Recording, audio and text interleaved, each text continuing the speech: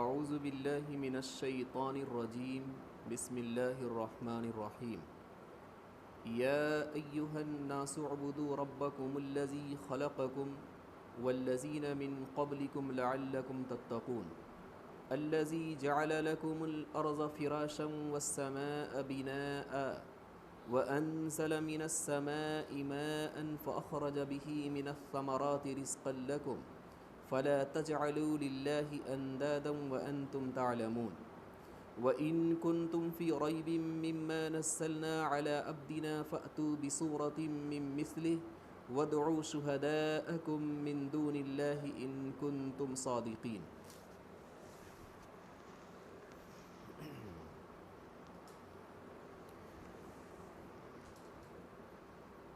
جب بندوں نے اللہ تبارک و تعالی سے صراط مستقیم مانگا تھا تو اللہ تبارک و تعالی نے یہ فرمایا تھا ذالک الکتاب، یہ کتاب تمہارے سامنے ہے، اس کے راستے پر چلو، یہی صراط مستقیم ہے. اس کے بعد اللہ تبارک و تعالی نے متقیوں کا تذکرہ کیا تھا اور ان کے کچھ اوصاف بھی گنوائے تھے. الذین یؤمنون بالغیب، کہ متقی کون لوگ ہوتے ہیں؟ غیب پر ایمان رکھتے ہیں. وَيُقِيمُونَ الصَّلَاةَ، نماز کو قائم کرتے ہیں. وَمِمَّا رَزَقْنَاهُمْ يُنْفِقُونَ، اور ہم نے جو انہیں مال دیے ہیں ان مالوں کو اللہ کے راستے میں خرچ کرتے ہیں. دوسرے نمبر پر اللہ تبارک و تعالی نے کافروں کا ذکر فرمایا اور یہ کہا کہ یہ اپنے گناہوں کے نتیجے میں اور اپنی ہٹ دھرمی کی وجہ سے یہ ایسے ہو گئے ہیں گویا کہ ان کے دلوں پر پردہ ہے اور ان کے کانوں پر پردہ ہے اور ان کی آنکھیں بھی گویا کی بند ہیں. پھر اس کے بعد اللہ تبارک و تعالی نے ایک لمبی چوڑی بحث جس کے اندر منافقوں کا ذکر فرمایا. تو متقیوں کا ذکر سب سے پہلے آیا، اس کے بعد کافروں کا ذکر آیا، اس کے بعد منافقوں کا ذکر آیا. آج کی آیتوں میں اللہ تبارک و تعالی نے ان تینوں کو مخاطب کیا، متقیوں کو بھی مخاطب کیا ہے، کافروں کو بھی مخاطب کیا ہے اور منافقوں کو بھی مخاطب کیا ہے. اللہ نے فرمایا یا ایھا الناس اعبدوا ربکم الذی، اے لوگوں تم سب اپنے رب کی عبادت کرو.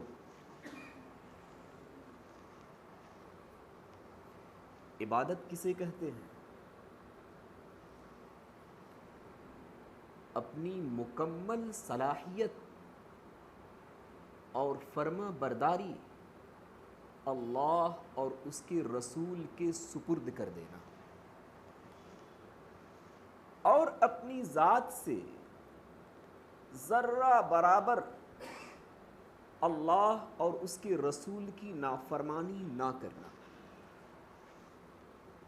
اللہ نے اپنی عبادت کرنے کو متقیوں سے بھی فرمایا، کافروں سے بھی فرمایا اور منافقوں سے بھی فرمایا. البتہ ہر ایک کا طرز الگ الگ ہوگا. جب اللہ تبارک و تعالی متقیوں کو خطاب کریں گے تو اس کا مطلب یہ ہوگا کہ متقیوں کی جماعت تم اپنی عبادت پر اور اپنی ریاضت پر جمے رہو اور مزید ترقی کر جاؤ. اور جب اللہ تبارک و تعالیٰ کافروں کو خطاب کرے گا کہ تم لوگ اللہ کی عبادت کرو تو اس کا مطلب یہ ہوگا کہ کافروں کی جماعت مخلوق پرستی کو چھوڑ دو. 33 کروڑ جو خدا تم مان رکھے ہو اس کو اپنے دل سے نکال دو اور صرف اللہ کی عبادت کرو۔ جب اللہ تبارک و تعالیٰ منافقوں کو خطاب کرے گا یا ایھا الناس اعبدوا کہ تم میری عبادت کرو، تو منافقوں سے خطاب کا مطلب یہ ہوگا کہ اے منافقوں کی جماعت، نفاق اپنے دل سے نکال دو اور اخلاص پیدا کرو۔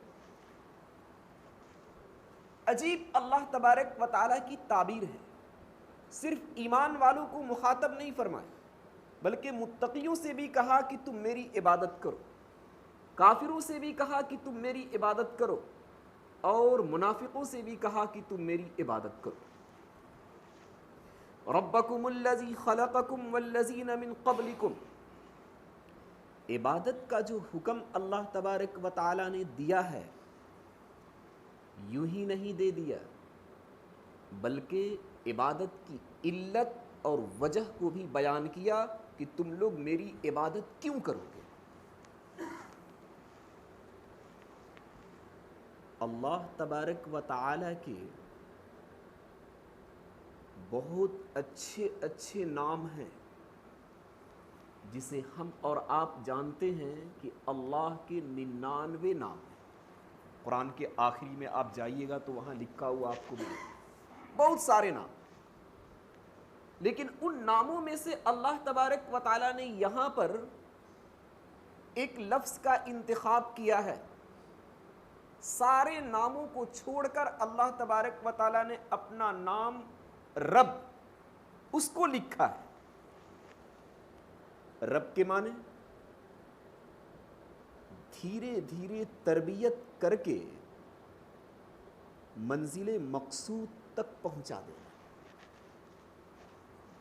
اللہ نے فرمایا کہ دیکھو میری عبادت کرو اس لیے کہ میں تمہارا رب ہوں۔ پہلے تم نہیں تھے، اب وجود میں آ گئے، نیست سے ہست کر دیا، نابود سے بود کر دیا،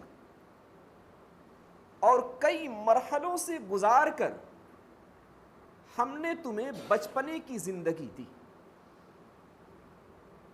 قرآن پاک کے اندر لکھا ہے کہ جان پڑنے تک ایک بچہ 7 مرحلوں سے گزرتا ہے۔ وَلَقَدْ خَلَقْنَا الْإِنسَانَ مِنْ سُلَالَةٍ مِّن طِينٍ، اللہ تبارک و تعالیٰ نے انسانوں کو مٹی سے پیدا کیا۔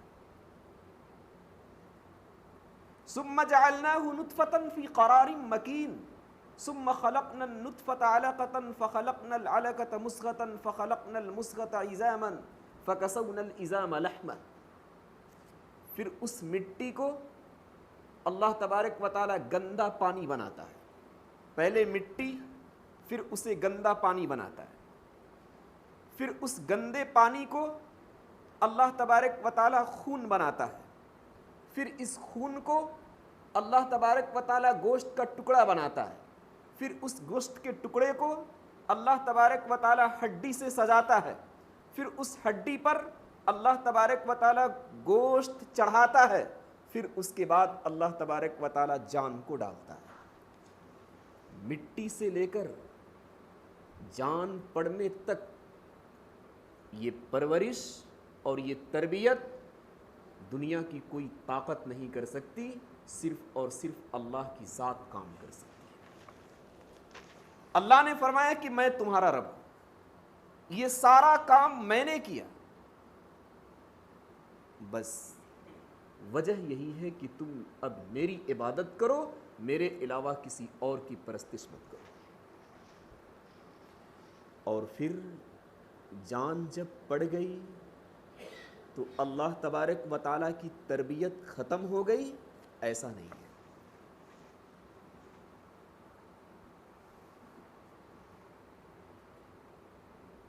وہاں کی تاریکیوں میں اللہ تبارک و تعالیٰ نے ایسے ایسے انتظامات کیے جو ایک انسان کے بس میں نہیں ہے۔ وہاں پیٹ کے اندر غذا کا انتظام، ہوا پانی کی اگر ضرورت ہو اس کا انتظام دنیا کی کوئی مشین کام نہیں کر سکتی، صرف اور صرف اس کام کو کرنے والا اللہ تبارک و تعالیٰ کی ذات ہے۔ اور پھر اس بچپنے کے مرحلے میں کس چیز کی ضرورت آپ کو ہے اور کس چیز کی ضرورت آپ کو نہیں ہے اور کتنی مقدار میں آپ کی ضرورت پوری ہوگی، سارا انتظام اللہ تبارک و تعالیٰ نے وہاں کیا۔ پھر پیدا ہونے کے بعد بھی اللہ کی تربیت ختم نہیں ہوئی،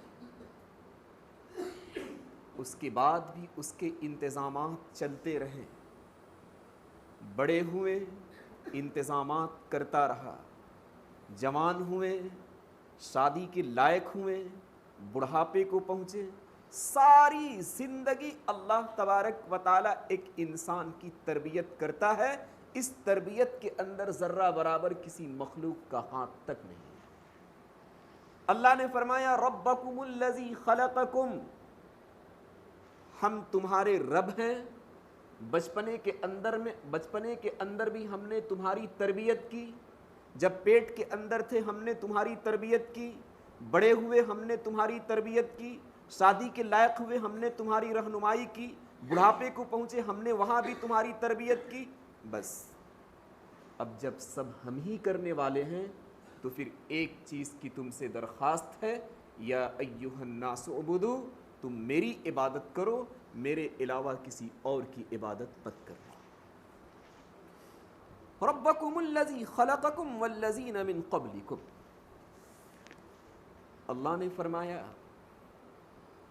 تمہیں بھی پیدا کیا اور تم سے پہلے جو آباء و اجداد تمہارے گزرے ہیں ان سب کو بھی میں نے پیدا کیا۔ نحن خلقناکم فلولا تصدقون، تم تصدیق کیوں نہیں کرتے؟ ہم نے پیدا کیا۔ افرأیتم ما تمنون اانتم تخلقونہ ام نحن الخالقون، تم پیدا کر سکتے تھے؟ نہیں، پیدا کرنے والے ہم ہیں۔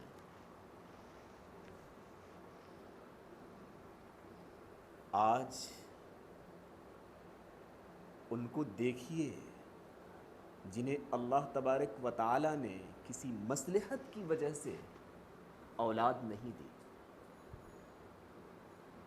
یہ سارا کارنامہ اور یہ سارا کام اللہ تبارک و تعالیٰ کا ہے۔ اللہ تبارک و تعالیٰ دکھانا چاہتا ہے کہ اگر بیٹے دوں تو میرا ہے، میرا پیدا کیا ہوا، بیٹیاں دوں تو میرا پیدا کیا ہوا، یہ سارا کام میں کرتا ہوں، میرے علاوہ اور کوئی ذات یہ کام نہیں کر سکتی۔ تو اللہ تبارک و تعالیٰ نے فرمایا کہ تمہیں بھی پیدا کیا اور تم سے پہلے جتنے لوگ گزرے ہیں ان سب کو بھی میں نے پیدا کیا۔ قرآن کریم صرف بات کر رہا ہے ہماری اور آپ کی اور ہم سے پہلے جو گزرے ہیں ان کی۔ ہمارے بعد جو آنے والے ہیں ان کا قرآن کریم نے کوئی تذکرہ نہیں کیا۔ کیوں؟ اللہ نے اس آیت کے اندر بتا دیا کہ تم آخری امت ہو، تمہارے بعد اب کوئی امت آنے والی نہیں ہے اور نہ ہی تمہارے بعد کوئی نبی مبعوث کیا جانے والا ہے، بس یہی آخری امت ہے۔ اس لیے اللہ تبارک و تعالیٰ نے ہمارے بعد کا کوئی تذکرہ کیا ہی نہیں۔ لعلکم تتقون، تم میری عبادت کیوں کرو گے؟ تمہارا فائدہ اس کے اندر چھپا ہوا ہے۔ اللہ کا کوئی غرض اور اللہ کا کوئی مقصد ہماری عبادتوں سے متعلق نہیں ہے۔ اگر ہم پوری زندگی اللہ تبارک و تعالیٰ کی عبادت نہ کریں، نعوذ باللہ من ذالک، تو اللہ تبارک و تعالیٰ کی یہاں کسی بھی چیز کی کوئی کمی نہیں۔ اس کی مخلوقات میں تو ایسی بھی مخلوق ہے جسے ہم اور آپ فرشتوں کے نام سے جانتے ہیں، وہ ہر وقت اللہ تبارک و تعالیٰ کی عبادت کے اندر ہی لگے رہتے ہیں۔ لکھا ہے سورہ طور کی تفسیر میں، والبیت المعمور، ساتوں آسمان کے اوپر ایک حجرہ ہے، اس حجرے کے اندر ہر دن 70,000 فرشتے اللہ تبارک و تعالیٰ کی عبادت کرنے کے لیے داخل ہوتے ہیں، اور پھر جب وہ نکلتے ہیں تو قیامت تک ان کی باری نہیں آتی ہے۔ اللہ نے اپنی عبادت کے لیے مخلوق کو پیدا کر رکھا ہے، ہماری عبادت سے کوئی اس کا مقصد اور کوئی لین دین نہیں۔ ہم عبادت کریں گے اللہ تبارک و تعالیٰ کی تو سراپا فائدہ ہمارا اور آپ کا ہوگا۔ اللہ تبارک و تعالیٰ نے فرمایا لعلکم تتقون، تم عبادت کرو گے تو متقی بن جاؤ گے۔ ابھی ایک عجیب و غریب لفظ کا استعمال کیا، اے لوگوں تم اپنے رب کی عبادت کرو، لعلکم تتقون، شاید کہ تم متقی بن جاؤ، امید ہے کہ تم متقی بن جاؤ۔ ایمان کو قبول کرنا اور اللہ کی وحدانیت کو ماننا، یہ واقعتاً اور یقیناً کامیابی کا ذریعہ ہے۔ لیکن اللہ تبارک و تعالیٰ نے فرمایا کہ تم اپنی عبادت کے ذریعے سے لعلکم تتقون، امید ہے کہ تم متقی بن جاؤ، یقین نہیں۔ اللہ نے اس آیت سے اشارہ کیا کہ تم اپنی عبادت پر اور اپنے عمل پر تکبر اختیار مت کرنا۔ تمہارا یہ عمل، تمہاری یہ عبادت کامیابی کی علامت تو ہو سکتی ہے، لیکن علت بن جائے ایسا کوئی ضروری نہیں۔ البتہ یہ میرا ضابطہ اور قانون ہے کہ تم عبادت میں لگے رہو گے، تم اللہ کی پرستش کرو گے، اللہ کی پوجا کرو گے، تو پھر ہمارا فضل اور ہمارا کرم تمہارے اوپر ہوئے گا، اور ہمارے فضل اور کرم کی وجہ سے تم کامیاب ہو جاؤ گے۔ الذی جعل لکم الارض فراشا والسماء بناء، اللہ تبارک و تعالیٰ نے اپنی عبادت کی دوسری بھی دلیل دی۔ ایک تو دلیل کہ میں تمہارا رب ہوں، بس تم میری عبادت کرو۔ دوسری دلیل کیا دی اللہ تبارک و تعالیٰ نے کہ دیکھو ہم نے تمہیں پیدا کر کے یوں ہی چھوڑ نہیں دیا، بلکہ اتنے انعامات تمہارے اوپر ہم نے کیے ہیں کہ تم اسے شمار نہیں کر سکتے۔ چند چیزوں کا ذکر اللہ تبارک و تعالیٰ نے کیا، کہا کہ ایک انعام تو تمہاری ذات سے یہ متعلق ہے،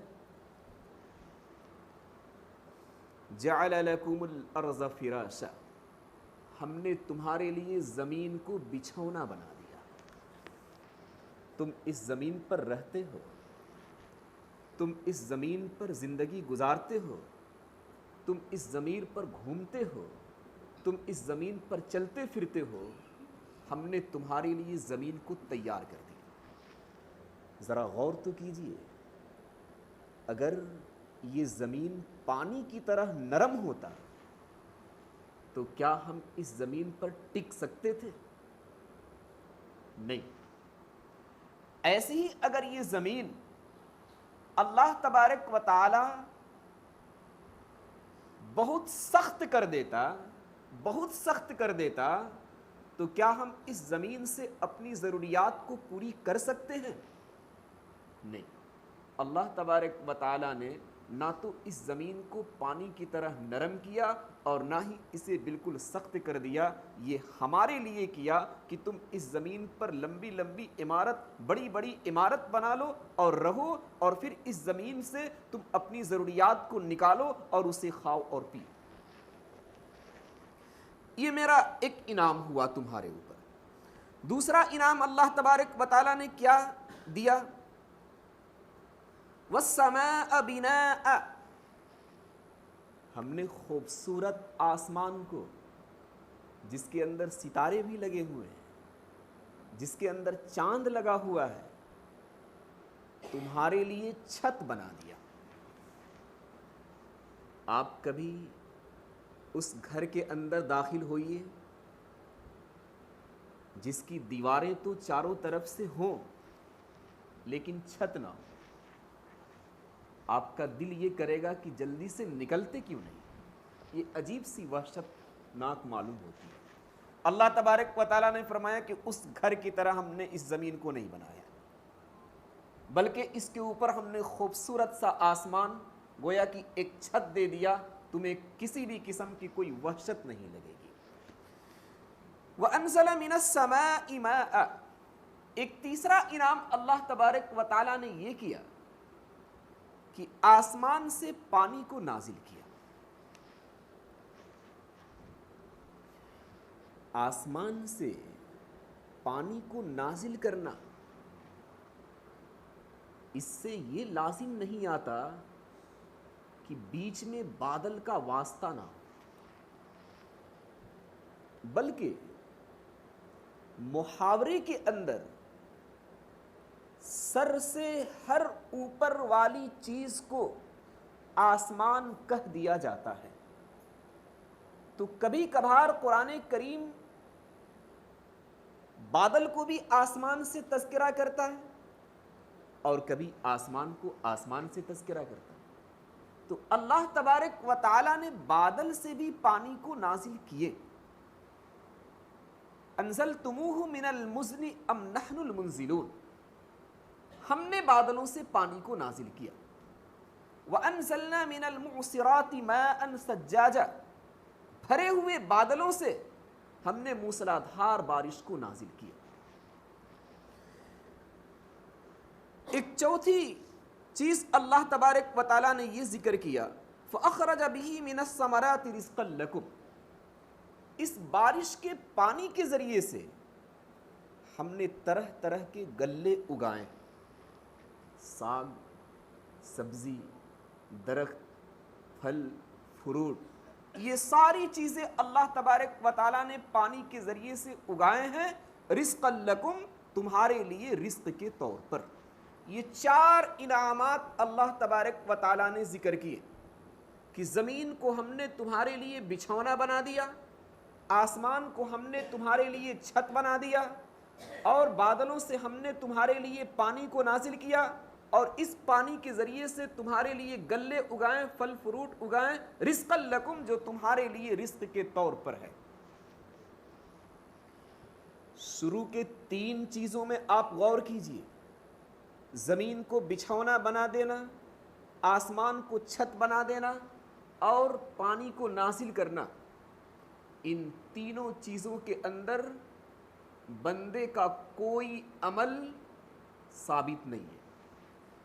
بندے اور انسان کے پیدا ہونے سے پہلے ہی اللہ تبارک و تعالیٰ نے ان تینوں چیزوں کو پیدا کر دیا تھا. زمین پہلے ہی بنا دی, آسمان پہلے ہی بنا دیا, بارش کا اپنا ضابطہ اور نظام پہلے ہی بنا دیا. جو چوتھی چیز ہے, غلے کو اگانا, پودوں کو لگانا, پھل فروٹ کو اگانا, انسان سوچ سکتا ہے کہ اس کے اندر ہمارا کچھ نہ کچھ دخل ہے. لیکن قرآن کی دوسری آیتیں بتا رہی ہیں کہ پودے اگانے کے اندر, پھل فروٹ اگانے کے اندر بھی انسان کا کوئی دخل نہیں ہے. انسان جتنا کام کرتا ہے, زمین کو ہموار کرنا, بیج کو ڈالنا, اس کے اندر جمانا, اس کی تربیت کرنا, یہ سارا کام کھیت کے اندر صرف اور صرف انسان کا اس کے لیے ہوتا ہے کہ یہ پودے کی اور اس چیز کی حفاظت ہو جائے.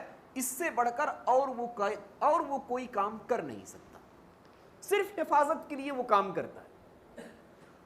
ورنہ تو اس بیج کو اگانا, ایسے ہی اسے بڑا کر دینا, ایسے ہی اسے مضبوط کر دینا, ایسے ہی اس کے اندر پھولوں کو لگا دینا, ایسی اس کے اندر پھلوں کو لگا دینا، یہ کام کبھی انسان نہیں کر سکتا۔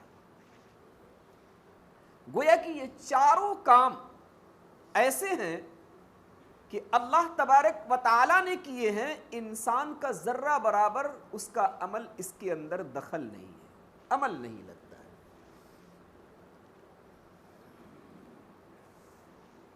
اہل یورپ، ان کی ساری عقلیں بجلی اور بھاپ پر جا کر ختم ہو جاتی ہے۔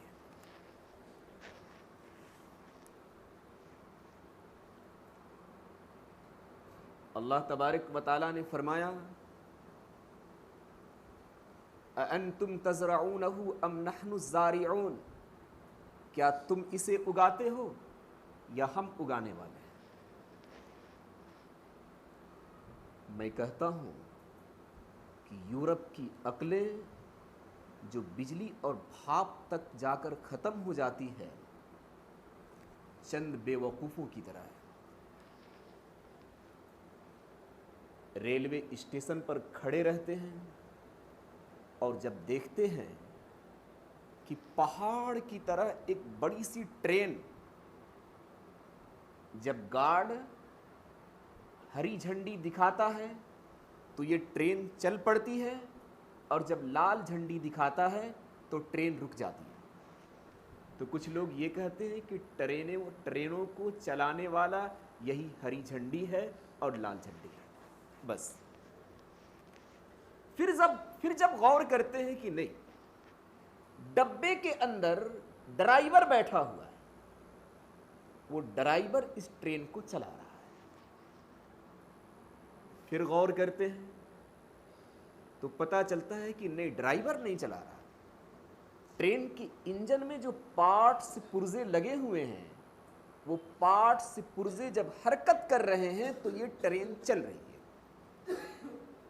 پھر جب لوگوں نے غور کیا کہ نہیں، بلکہ اس کے اندر اسٹیم اور بھاپ تیار ہو رہا ہے، اس اسٹیم اور بھاپ کے ذریعے سے یہ ٹرین چل رہی ہے، یہاں آ کر ساری عقلیں بند۔ میں کہتا ہوں کہ اور آگے غور کرو، اسٹیم اور بھاپ کو تیار کرنے والا کون ہے؟ جس نے تیار کی وہ ذات اس گاڑی کو چلا رہا ہے۔ اگر وہ ذات نہ چاہے تو اسٹیم اور بھاپ ایک مقدار میں نہیں بلکہ تم کثیر مقدار میں پیدا کر لو، لیکن اللہ تبارک و تعالیٰ جب نہیں چاہے گا تو پھر یہ تمہاری ٹرین نہیں چل سکتی ہے۔ ہر چیز کو کرنے والا اور ہر چیز کو حرکت دینے والا اللہ تبارک و تعالیٰ کی ذات ہے۔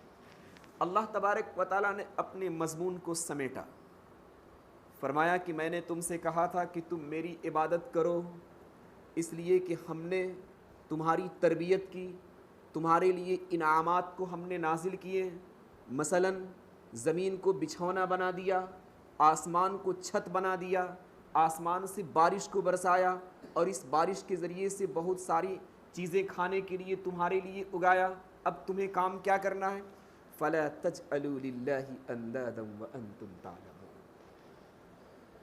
کان کھول کر سن لو، اللہ کے لیے کسی اور کو شریک مت بنانا، نہ تو اللہ کی ذات میں کسی کو شریک ٹھہرانا، اور نہ ہی اللہ تبارک و تعالیٰ کی صفات میں کسی کو شریک ٹھہرانا۔ اگر تم اللہ کی ذات میں شریک ٹھہراؤ گے، اللہ کی صفات میں شریک ٹھہراؤ گے، تو تم مشرک ہو جاؤ گے۔ ان اللہ لا یغفر ان یشرک بہ ویغفر ما دون ذلک لمن یشاء۔ تم سمندر کے جھاگ کے برابر اگر گناہ لے کر آؤ گے تو اپنے فضل و کرم سے ہم معاف کر دیں گے، لیکن جب شرک کر کے آؤ گے اور مشرک بن کر آؤ گے تو پھر میرے یہاں معافی کا کوئی راستہ نہیں ہے۔ بس سبحان اللہ۔